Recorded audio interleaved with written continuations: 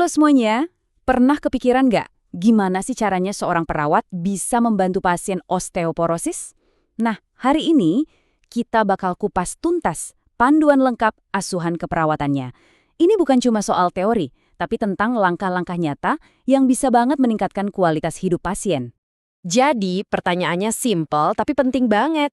Kalau tulang seseorang sudah mulai rapuh, gimana sih peran perawat bisa jadi penentu supaya pasien tetap bisa hidup dengan aman dan pastinya berkualitas? Yuk, kita cari jawabannya bareng-bareng.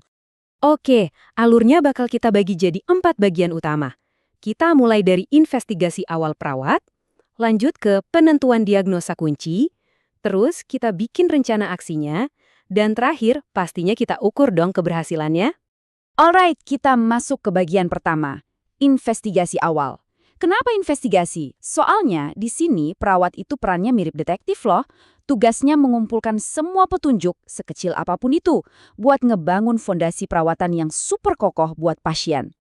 Nah, investigasinya ini ada 3 langkah utama yang saling nyambung. Pertama, kita ngobrol mendalam sama pasien atau yang biasa disebut anamnesa. Kedua, kita cek langsung kondisi fisiknya, cari tanda-tanda yang kelihatan. Dan yang ketiga, kita perkuat semua itu dengan data dari hasil tes. Waktu anamnesa atau wawancara, bener-bener deh, setiap detail itu penting banget. Perawat bakal nanya macem-macem, mulai dari riwayat keluarga, ada penyakit lain atau enggak, obat apa aja yang diminum, sampai kebiasaan sehari-hari kayak pola makan dan merokok. Bahkan keluhan yang kelihatannya sepele, kayak nyeri punggung, itu bisa jadi petunjuk besar loh. Lanjut kita ke pemeriksaan fisik. Ini saatnya mata perawat bekerja. Mereka akan lihat langsung ada nggak sih perubahan postur. Misalnya punggungnya mulai membungkuk, atau yang istilah medisnya kifosis. Terus pas area tulang tertentu ditekan, pasien rasa sakit nggak? Nah ini semua bukti-bukti fisik yang nggak bisa diabaikan. Nah, ini dia nih, alat canggihnya para detektif medis, yaitu DEXA Scan. Kenapa ini penting? Karena ini adalah standar emas buat mendiagnosis osteoporosis. Simpelnya, alat ini bisa mengukur dengan akurat banget seberapa padat tulang seseorang. Dari situ, kita jadi punya gambaran yang jelas, tulang pasien ini masih kuat atau udah rapur.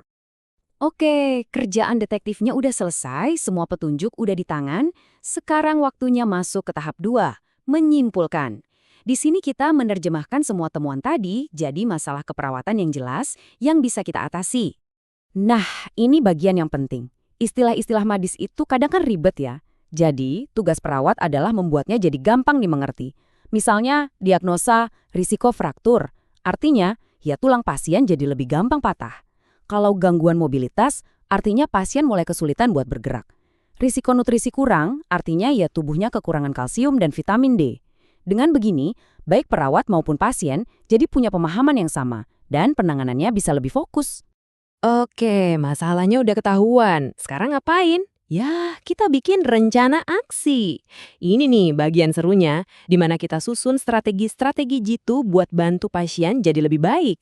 Tujuan utamanya itu ada 3, dan semuanya jelas banget. Nomor 1, dan ini yang paling krusial, adalah mencegah patah tulang. Titik. Kedua, kita mau mengurangi rasa sakit yang pastinya ganggu banget. Dan ketiga, kita bantu pasien supaya bisa bergerak dan beraktivitas lagi senormal mungkin.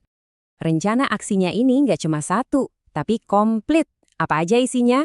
Pertama, edukasi soal makanan yang kaya kalsium dan vitamin D. Kedua, anjuran buat latihan fisik yang aman. Ketiga, dan ini penting banget, menciptakan lingkungan yang aman di rumah biar nggak gampang jatuh. Terus, pastinya ada manajemen nyeri dan juga dukungan psikologis buat pasien. Coba deh, kita fokus ke satu hal ini, menjaga keamanan lingkungan. Kenapa ini harus digarisbawahi? Karena buat pasien osteoporosis, jatuh itu bukan lagi insiden sepele. Sekali jatuh, risikonya bisa fraktur alias patah tulang yang bisa mengubah hidup mereka selamanya. Makanya, pencegahan jatuh itu jadi prioritas nomor 1, mutlak. Nah, buat mencegah jatuh ini, ada 2 pilar utama yang harus kita bangun. Pilar pertama, dari sisi lingkungan. Kita harus pastiin rumah itu aman. Pasang pegangan di tempat-tempat penting, pastiin lampunya terang, dan singkirin barang-barang yang bisa bikin kesandung. Pilar kedua, dari sisi pasiennya sendiri. Latihan yang teratur dan bertahap buat ningkatin kekuatan otot dan keseimbangan. 2 pilar ini harus kuat.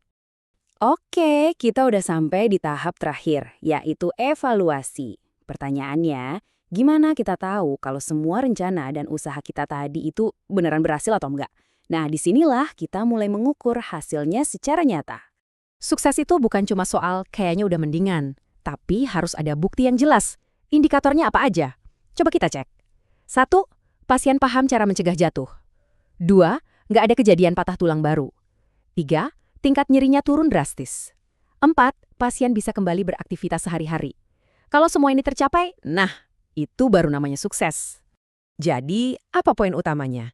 Gini, proses keperawatan yang terstruktur, mulai dari investigasi, diagnosa, bikin rencana, sampai evaluasi, itu bukan sekedar checklist atau prosedur administratif. Ini adalah fondasi.